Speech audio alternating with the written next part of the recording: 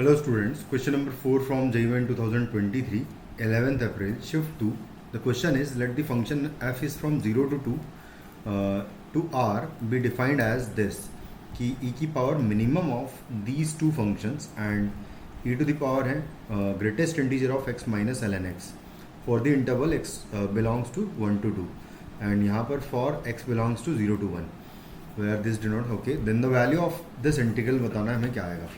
तो हमें basically function को डिफाइन ही करना है। तो देखो डिफाइन करने के लिए हम क्या करेंगे, ऐसा करेंगे कि जो एफ एक्स फंक्शन है अगर 0 से 1x की वैल्यू है तो यहाँ पर सिंपली x लिखा हुआ है क्योंकि ग्रेटेस्ट इंटीजर ऑफ x जो है वो 0 हो जाएगा अगर इनपुट्स उसमें 0 से 1 होंगे। तो यहाँ पर सिंपली x लिखा हुआ है, इसका मतलब 0 से 1 में, और 0 से 1 में एक्स स्क्वायर और x में एक्स स्क्वायर एक मिनिमम फंक्शन होता है, मतलब नीचे आता है 0 से 1 के बीच में। 1 से बड़ी क्वांटिटी के लिए एक्स स्क्वायर बड़ा होता है लेकिन 0 से 1 में एक्स स्क्वायर छोटा होता है, तो इसका मतलब एक्स स्क्वायर मिनिमम होगा। तो यहाँ पर आ जाएगा ई की power x square for x belongs to 0 to 1। और उसके बाद फिर नेक्स्ट इसकी बात करूँ अगर मैं, तो इसकी वैल्यू 1 पर 1 पर 1 हो रही है, और उसके बाद 1 से 2 तक अगर देखें तो इसकी वैल्यू 1 प्लस होगी। तो इसका जो ग्रेटेस्ट इंटीजर आ जाएगा बेसिकली वो 1 आ जाएगा, यानी कि ये ई लिखा हुआ सिंपली। तो ई है 1 से लेकर 2 तक। और अगर ये फंक्शन आ गया है तो बस इसकी वैल्यू हमें निकालनी है। तो इसकी वैल्यू यानी कि 0 से लेकर 2 x into F x D x का वैल्यू,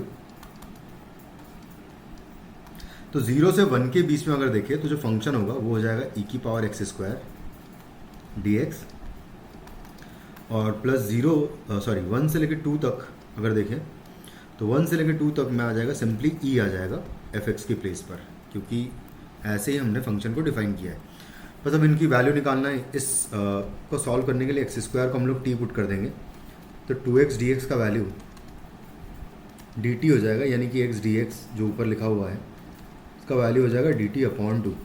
तो यहाँ से आ जाएगा 1/2 तो बाहर लिख देता हूँ, dt भी आ जाएगा इन x dx की प्लेस पर, और यहाँ पर आ जाएगा e की पावर t। और उसके बाद फिर हम लिमिट्स भी चेंज कर लेंगे। तो जब मैं 0 पुट करूँगा x की प्लेस पर तो t की लोअर लिमिट 0 मिलेगी और 1 पर 1 मिल जाएगा, तो कुछ इस तरीके से आ जाएगा। और प्लस सेकंड वाला इंटीग्रेशन तो बहुत आसान है, e एक कांस्टेंट है वो तो बाहर चला जाएगा, और x का इंटीग्रेशन एक्स स्क्वायर अपॉन 2 हो जाएगा, जिसमें हम लोग लिमिट्स पुट कर देंगे 1 से लेकर 2 तक। तो यहाँ से आ जाएगा 1/2 और e की पावर t का e की पावर t इंटीग्रेशन होगा, और उसमें लिमिट्स हम लोग 0 से 1 पुट करेंगे। उसके बाद फिर आएगा e अपॉन 2, तो यहाँ पर आएगा ये 2 भी आएगा साथ में। फिर है एक्स स्क्वायर में लिमिट पुट करूँगा तो 2 का स्क्वायर हो जाएगा 4 माइनस 1 का स्क्वायर होगा 1।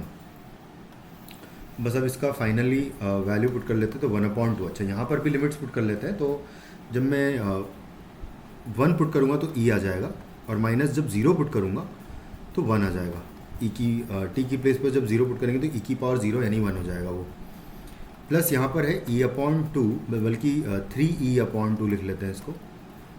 तो यहाँ से आएगा e/2 plus 3e/2 will be 2e and आएगा -1/2, ये अंदर 1 में मल्टीप्लाई होगा। तो फाइनली हमारा आंसर हो जाएगा ये। तो 2e - 1/2 is the answer. Thank you.